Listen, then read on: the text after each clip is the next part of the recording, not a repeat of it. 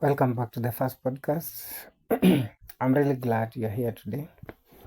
Last week we talked about the red flags, and if you're keen enough, you could hear what we said about the red flags, the simple signs that makes someone start asking himself or herself whether he's in or out.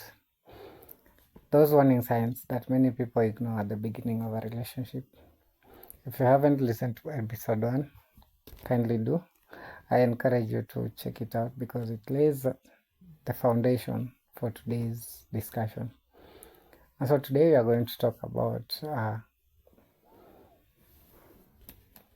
what most people uh, tend to perhaps agree on or maybe ignore, and basically it touches almost everyone at the same time, and that is love. Is love really enough, or is it not enough? That is our topic for today. We join it with the last week topic about the communication. Of course, we are going to see more about what love is, or love is not enough, or whether it's enough in relationships or in marriages, or for those who are dating, those who are still courting. That statement, it surprises a lot of people because we've grown up hearing love about love. I mean, what love can do, what love cannot do. I mean, love conquers everything. Love, at some point, makes you go to an extent whereby you do the unthinkable. And like when we watch it on movies, we see how love can really move mountains, can really make people like do the unthinkable. But then the real question is it in the real life? Does that, like what we see in the movies or what we see in the cinemas, is it the exact thing that we experience? And that is what we are going to see today. That is what we are going to perhaps tackle uh, today. Then the question is, uh, when someone, like when you fall in love, when two people come together, they fall in love, like that intimate, they end up like giving everything, like the whole of all they have. But now, at some point, the love that they built end up like being broken. The question is, why does that happen? I mean, you give it your all, and then after some period of time, after some years, after some time, it ends up like being broken. What is missing? That is the question we should be asking ourselves. What is missing? When two people first meet, everything feels exciting. You can't stop thinking about the other person. It's always a lovey-dovey. The flows, the chats, the calls, they flow. I mean, you don't have to struggle so much to prove a point when you love someone. But then with time, things start going a different direction. Reason being, there is work in play. You end up getting married, so the kids are in play. Uh, the stress at the workplace, maybe at home. I mean, there are a lot of things that goes into play. There are a lot of things that really happen, and these things just drain the love that you build. These things, they end up pulling the effort that you put in to that marriage or into that uh, love. The responsibilities, I mean, they are there. They tend to like be there, and so at this time you find that this is when relationship is being tested. This is when the so-called love that you built, you and your partner built, is being tested. And now, when all this start to appear, something starts turning on again. There is low communication. And remember, we talked about the communication in our first episode. We saw how communication makes a relationship just, it drains the relationship, because when there is no communication, trust me, things don't really move. Things don't really like run the way you expect. And so now imagine, without communication, that love slowly dies. Communication isn't just talking. Some people might think it's about just expressing yourself, telling your partner what you feel like, what you want, and all that. But in real sense, communication is listening to your partner. I mean, someone might be burning from inside. Your partner might be going through a lot, but now he or she like tends to ask himself or herself, like, what if I tell him? What if I tell her? How will she take it? How will he take it? Will he listen to me? Will he give me a listening ear? That is all about communication. It's not about like just talking. No, it's about listening. It's about understanding your partner. It's about asking your partner how he is, how, like, knowing just how your partner is doing. That is what we say communication is. Because sometimes your partner doesn't need solution. They just need someone to listen to them. One mistake many couples make is assuming the other person is already knows how you feel, and you can still get it.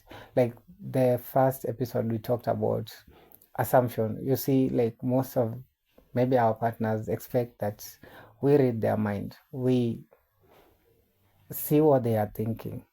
But in real sense, it is not the same. It is not that way. I mean, until you express yourself, that's when we can tend to know what is happening with you.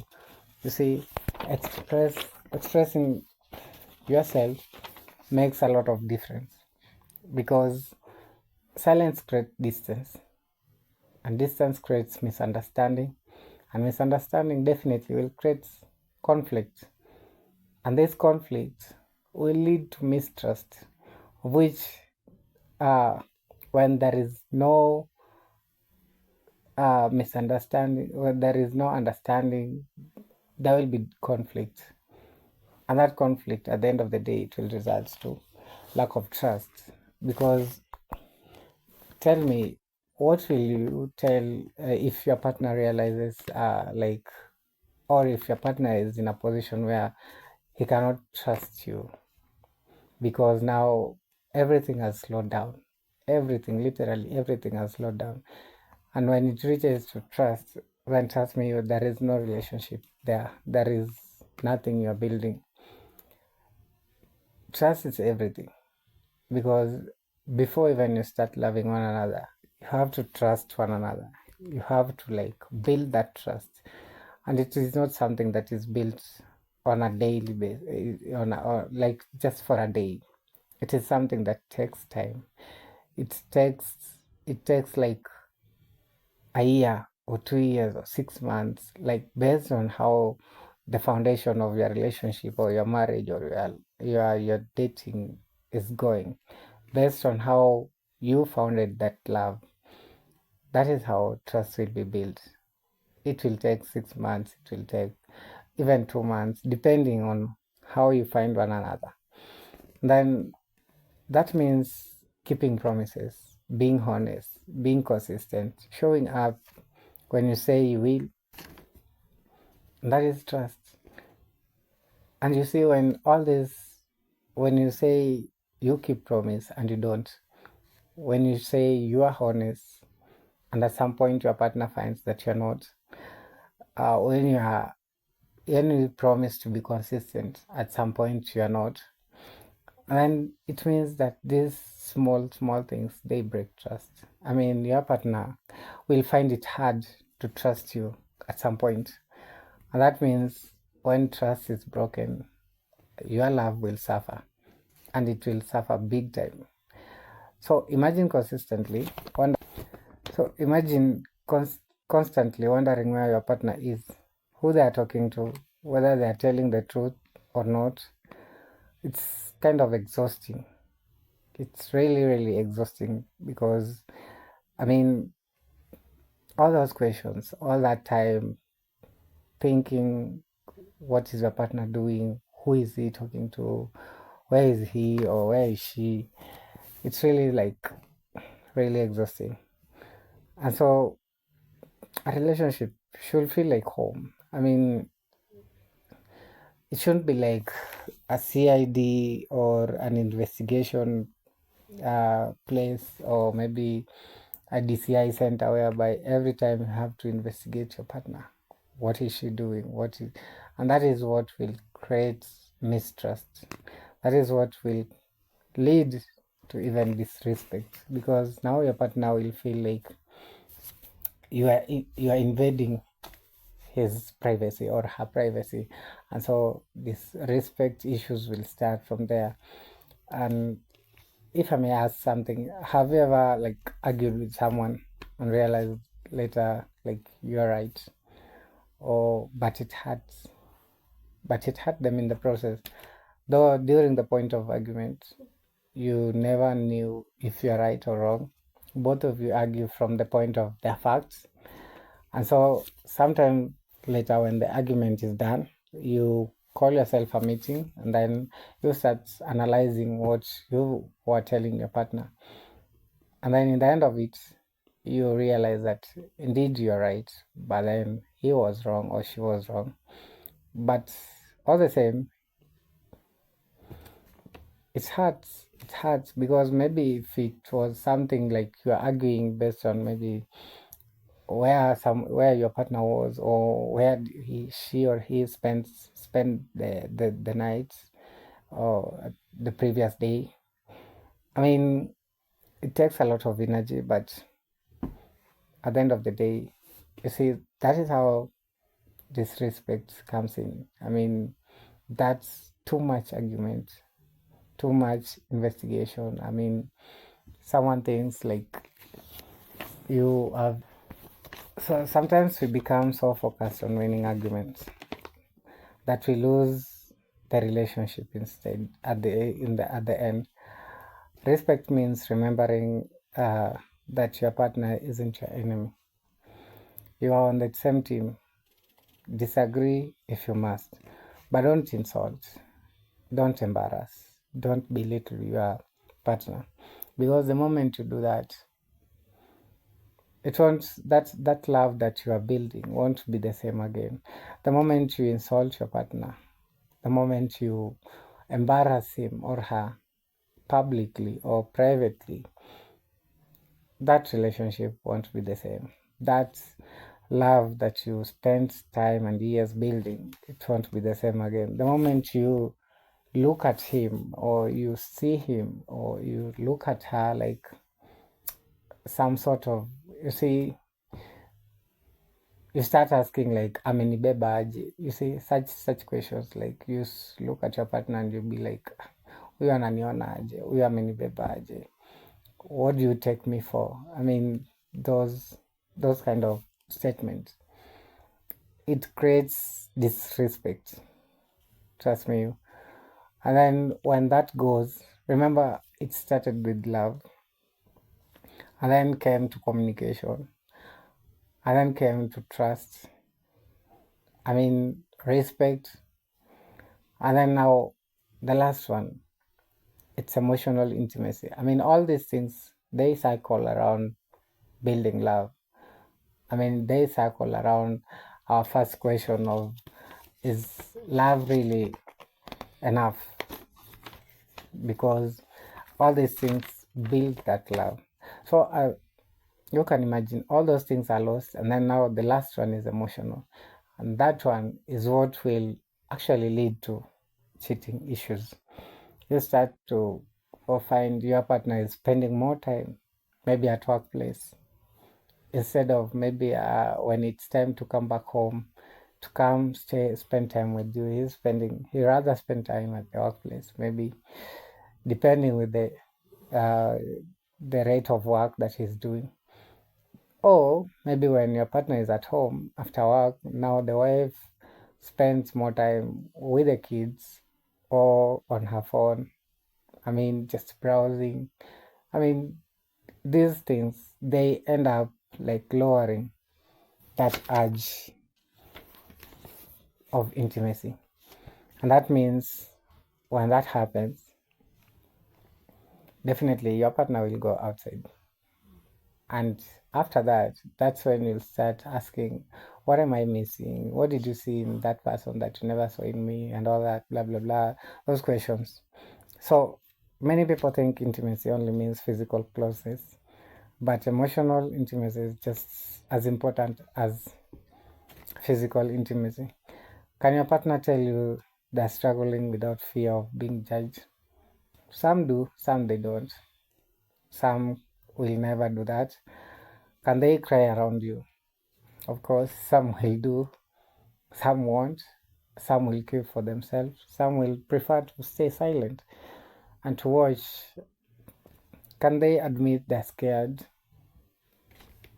If your partner can do these things, trust me, you are going on a right direction. If this means she's free or he's free around you, he can tell you anything, she can tell you anything. And so that means you're going somewhere. But if she can't do all this, I mean, she can't celebrate the success with you, she can't, or they can't admit they're scared, or they can't cry around you, or they can't tell you they're struggling without fear of being judged, then trust me, there is a lot missing. And that's a lot missing. I mean, you need to check it out and figure it out. What is it that it is missing? How can I be just at some point? So that means from the whole point of this story is that we all have to be like, treat that love like a plant. I mean, you've all seen plants. You've all like at some point had a plant. You see, so when you don't water plants, what do? They will die. Definitely, they will die. And so with that, I would like to close it at this point. I want to say thank you so much for spending these few minutes with me today. If this episode encouraged you or made you think differently, I really appreciate if you shared it with someone. I'll really appreciate if you shared it with someone who might need to hear it. And I love to hear your thoughts in return. Do you think love alone is enough? That's a question to ask.